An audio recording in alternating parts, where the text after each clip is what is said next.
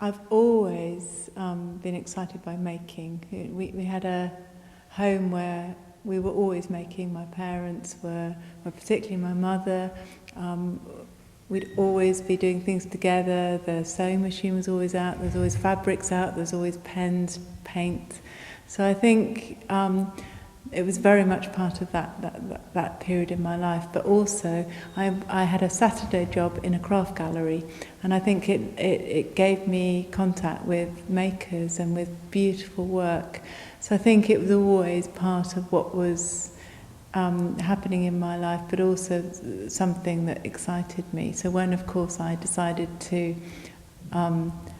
study and pursue art as a career, it seemed a very natural progression of something that had been an overriding interest in my childhood. So I chose to do fine art because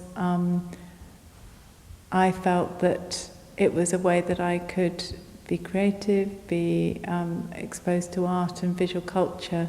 And it was only later that I decided that I wanted to move into a textile realm, so to speak. So I went and did a postgraduate course. I did a fine art degree, then I went and did a postgraduate course in textiles and in textile art, and I started doing stitching. And really I knew that was like a sort of homecoming. I felt very comfortable once I'd kind of acknowledged that as my medium. And so I kind of inhabit a strange place which is in between craft and art to some extent, but I feel very comfortable in a craft sphere because I think craft makers are really interesting people, and I think although a lot of makers are dealing with conceptual ideas, I think essentially it comes back to an understanding of materiality, and that's the place I inhabit. I think my work is it's about machine stitch. The technique is machine stitch. When I'm trying to describe it to people, I equate it to a tapestry, but of course it's very different from a tapestry because it's very unstructured. And more recently it's become quite in relief. But it's about the way stitch is pictorial, it's about a wall hanging or a piece on a wall. The making or the kind of resolution of a piece comes about really through a period of research. So it might be drawing, it might be reading, and just kind of exploring ideas, kicking them about a little bit, a bit of sampling with stitch. But very often it's a kind of fluid process of development. Sometimes I have a really clear idea. I've read a story very often, and I start a small sketch of the idea, but that can change completely when I start making the piece. So, for example, the whole process of making is about informing the kind of eventual piece. So, for example, it's a very responsive process. It's one that I react to things that happen on that journey, things that change and evolve and develop, and I discover through making, and very often that's about resolving a problem or changing something that doesn't work. You might have an idea that you think is going to work and it doesn't work, but also trying to balance it compositionally, trying to think of it as something that's living, that's inhabiting a place on the wall, which is where they tend to be. So sometimes I have to be very brave and cut a piece up completely and rework it and change it. So it's about never, being quite critical in that process of making. The piece behind me is a piece called Alice Kittler. So the subject emerges from the story about the Kilkenny sorceress, who is a witch with my name, Alice Kettle, which is an extraordinary coincidence, and I just felt that was something I wanted to investigate, to explore, and what a fantastic story to be able to base your work on. And she was a medieval witch who was she wasn't burnt, but her maid was burnt in her place, because she was accused of poisoning 4 husbands. So it's a kind of fantastic story, and I'm very engaged with storytelling, and most of my work is a kind of illustrative journey of some kind of story, but trying to use thread to support that process. So I decided to do this piece about Alice Kittler, but how to go about that. I didn't want to emphasise the kind of witchcraft side.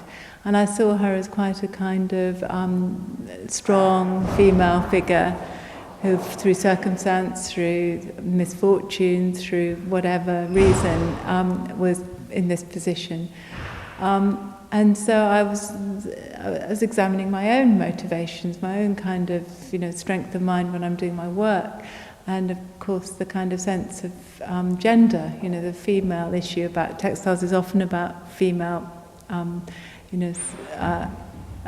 Interests, sensibilities.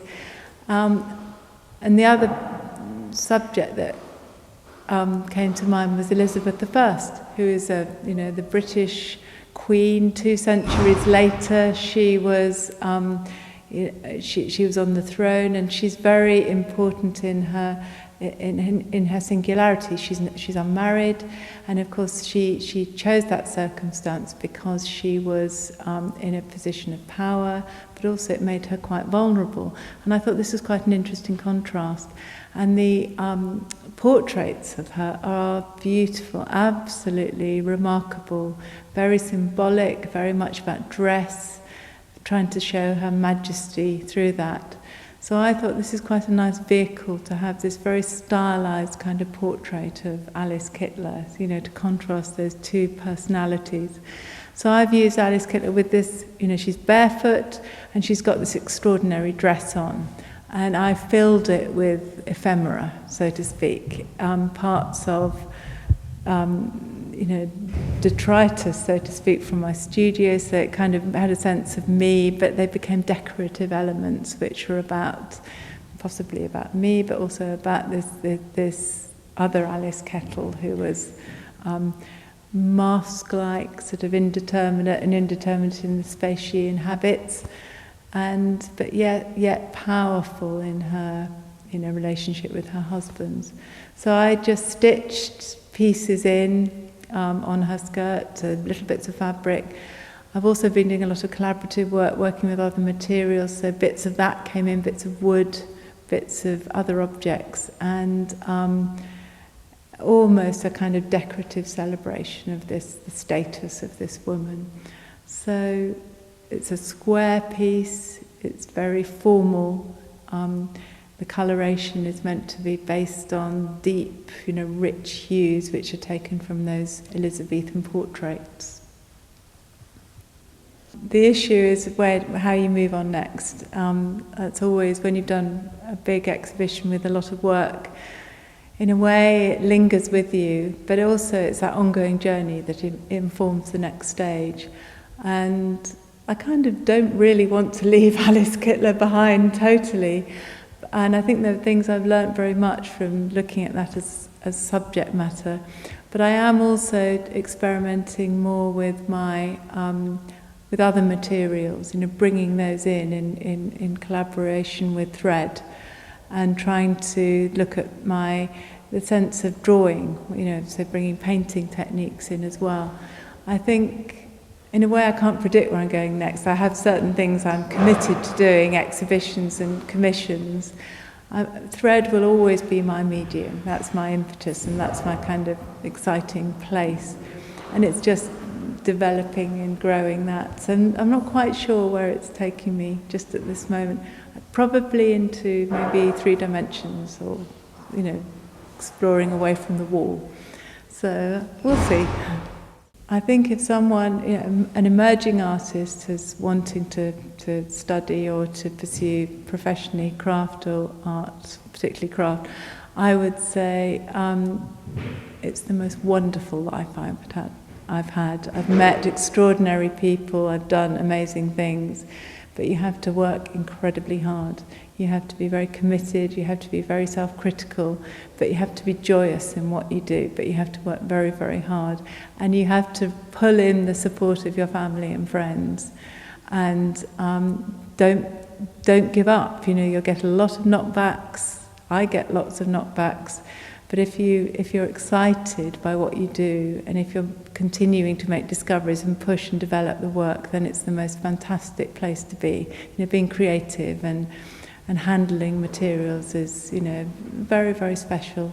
So, and you get rewards. You get wonderful feedback. You get people buying your work. You get people enjoying, you know, being a part of that. So I would encourage, and there's some wonderful new makers, amazing work that they're doing, and I think there's lots of new materials, new technologies as well that they're bringing with them. So I think it's a very positive time.